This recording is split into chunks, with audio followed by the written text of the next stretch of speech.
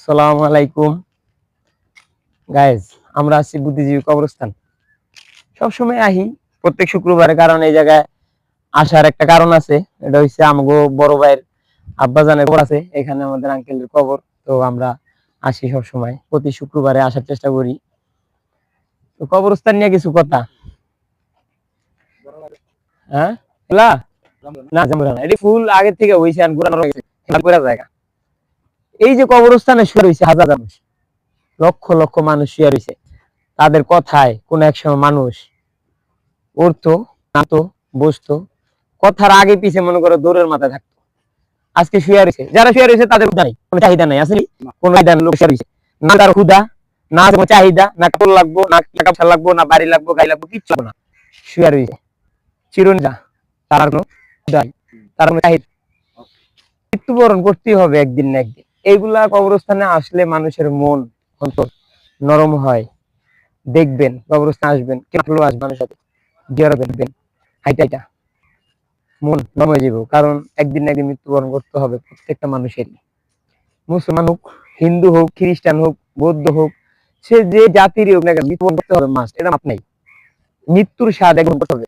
তুমি যত বড় আমাকে হও না কেন, মৃত্যুবরণ করতে হবে, তো স্বাদ গ্রহণ করতে হবে। এই যে শুয়ে আছে, কোনো সাইনবোর্ড নাই, কিচ্ছু নাই, বোঝা যায় কোনো কিছু বোঝা যায় না, চিরনিদ্রায় চলে গেছে। একদিন আমিও চলে যাব। এই যে আমার বড় ভাই ভিডিও করতেছে, উনিও চলে যাবে, আজকে তো কালকে নাই। যখন তোর দুনিয়া ছেড়া চলে যেতে পারি, তুমি যত টাকা পয়সার মালিকই হও, তোমাকে একদিন চলে যেতে হবে, মৃত্যু স্বাদ গ্রহণ করতে হবে। তুমি ফকির হও, তোমাকে মৃত্যু স্বাদ গ্রহণ করতে হবে।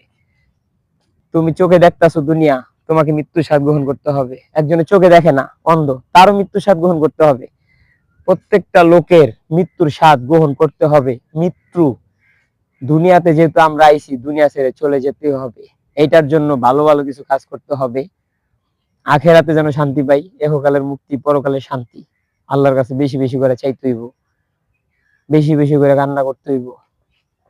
বুদ্ধিজীবী আসার মূল একটা উদ্দেশ্য আছে, কারণ বুদ্ধিজীবী আসলে অনেকেই বলে যে আপনারা তো শুধু বুদ্ধিজীবী যান, বুদ্ধিজীবী যান। ভাই দেখি তো বুদ্ধিজীবী যান কেন যাই বুদ্ধিজীবী? এখানে অনেক মানুষই আছে। আগে ঢাকা শহরের ভিতরে সবচেয়ে বড় জায়গা ছিল হইলো ওই আজিমপুর, আজিমপুর না বন্ধু, এটা আজিমপুর কবরস্থান ছিল। এখন এটা সবচেয়ে বড় কবরস্থান, এইটাই সবচেয়ে বড়।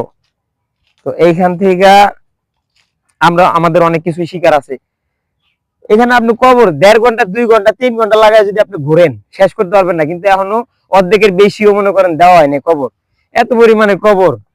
এই কবরে দ্বারা আসলে যখন আপনি পড়বেন, একজনের নাম দেওয়া আছে, ঠিকানা দেওয়া আছে, অথচ এই লোকটা নাই।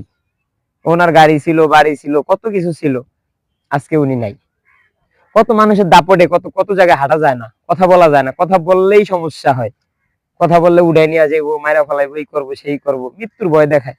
মৃত্যু তো একদিন হবেই। এই যে যারা দেখাইছে ভয় ভীতি, যারা দেখাইছে, তারা কি বেঁচে আছে? তারাও তো আজকে দুনিয়া ছেড়ে চলে গেছে। কত মানুষ এখানে সাইনবোর্ড লাগাইছে, AKM রফিক উল্লাহ, ওনার মৃত্যুটা মনে হয় বেশি সময় হয় নাই। কবরটা একদম নতুন, এখানে ফুল দেওয়া আছে।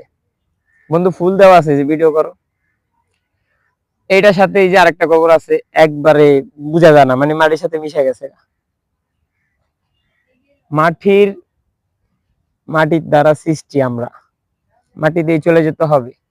আমরা যখন কবর দেই, কোন মুদ্রাকে যখন কবরে রাখা হয়, তখন বলা হয়, মাটি দেওয়ার সময় বলা হয়, মিনহা খালাকনাকুম অফিহা নুইদুকুন অমিনহা নুকিরিজুকুন তারাতান উখরা।